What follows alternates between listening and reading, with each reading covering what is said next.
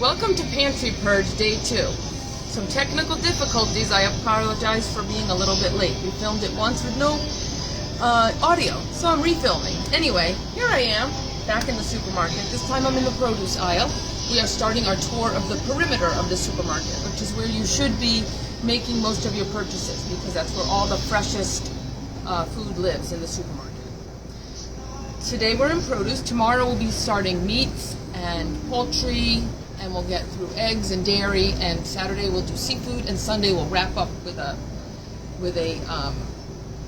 summary of everything, and we'll get a handout out to you. But today we're in produce, and I want to talk a little bit about the safety of our produce. As you know, most of our produce is produced, our fruits and vegetables are grown in industrial and commercial farms where a lot of chemical pesticides and fertilizers are used, and these can be harmful to our fruits and vegetables. The residue from them can remain present on the skins and peels, and they can even penetrate into the fruit.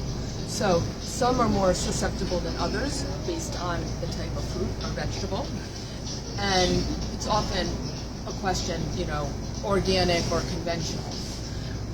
And I will get to that, but what I'd like to tell you is the harm in consuming these chemicals is very similar to what we discussed yesterday.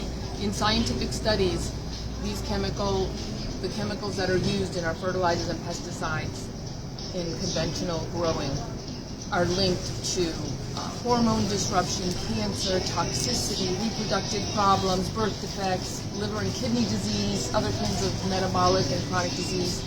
So we want to try to minimize our exposure. And because we live in a world that is full of other exposures and inflammation, it's an area where we can take action. We can control what kind of produce we consume. So often people ask, is it really worth buying organic or not? And should I always buy organic? It's expensive, or I can't find it. So I'm here to tell you that if you can afford organic and it's readily available for you, buy it. It is worth it. That's what I do. I buy as much organic as I can, for sure. But if you're trying to make decisions, can afford some organic and not others, or it's not always available, a great resource is the Environmental Working Group. Their website is ewg.org, and I will provide that in the handout on Sunday.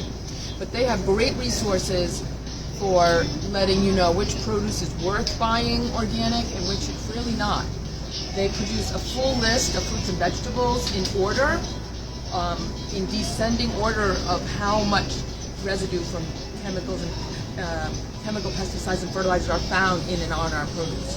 So if you go to their website, you can download wallet cards or an app to your phone, and part of what they provide, one of the big lists they have is called the Dirty Dozen, and those are the 12 dirtiest fruits and vegetables that should always be purchased organic, and those are things like greens and blueberries and peppers and apples and peaches. Always organic, because they're dirty. Even when we wash them, they still have residue on them.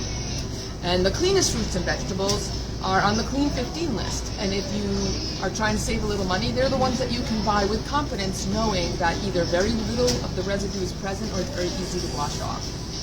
Whether you choose organic or conventional, I always recommend washing your fruits and vegetables very well with a non-toxic, all-natural cleaner.